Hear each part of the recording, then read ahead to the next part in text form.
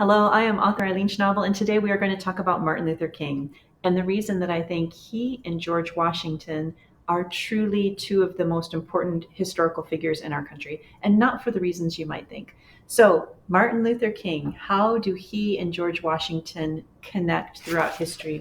I think one of the things that I admire about George Washington, we're going to start chronologically, is because Washington, who was a great general, at the end of the Revolutionary War, chose not to grab power for himself. He was actually encouraged to do so. So after the Revolutionary War, the country is in turmoil. You have unpaid soldiers. You have to build an entire nation. Imagine after like World War II, where countries were devastated, but at least they had the groundwork there to rebuild. But we're literally trying to create a nation. And in times of uncertainty, people get scared.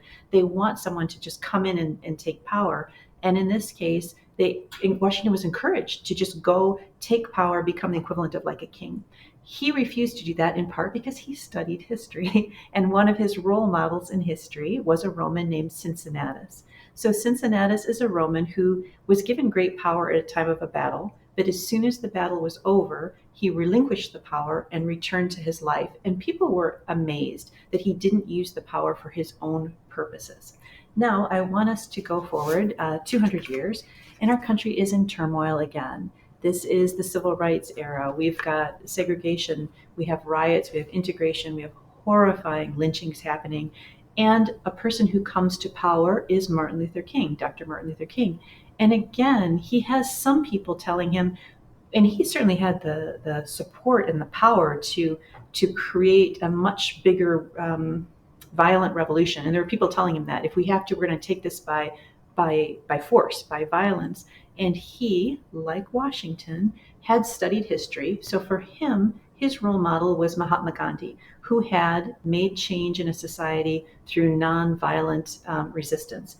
And Martin Luther King is not thinking about himself, not thinking about taking power for himself, but thinking long term, what's the right way to go. And he follows a historic model of Mahatma Gandhi and says, we're going to do this through nonviolent means.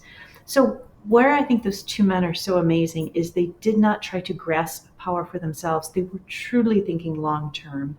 And I'm going to juxtapose, I know this is getting really long, but if you're still with me here, to say Putin in Russia or Xi Jinping in China. And in both cases, they actually changed their constitution to grab more power. And they may well, in their own minds, have thought, I need to do this because it's for the good of everyone. There's the phrase, we're all the hero of our own stories. And in their own minds, maybe they did that. But when you go outside the agreed upon norms, you shake the stability, the foundations that people can no longer rely on them. So what I think the exact opposite with Washington not grabbing power and after his second term in office leaving peaceably, which was the idea of peaceful transfer of power, and Martin Luther King refusing the encouraging to use violence, that both of them are saying we have to think long term in the best interest of our nation. So we owe a lot to both of these men. And I think Martin Luther King is one of the greatest American heroes that we have. So happy Martin Luther King Day. I hope you have a wonderful day and that somewhere during the day you take a minute and say a quiet thank you in your heart. I will see you again soon.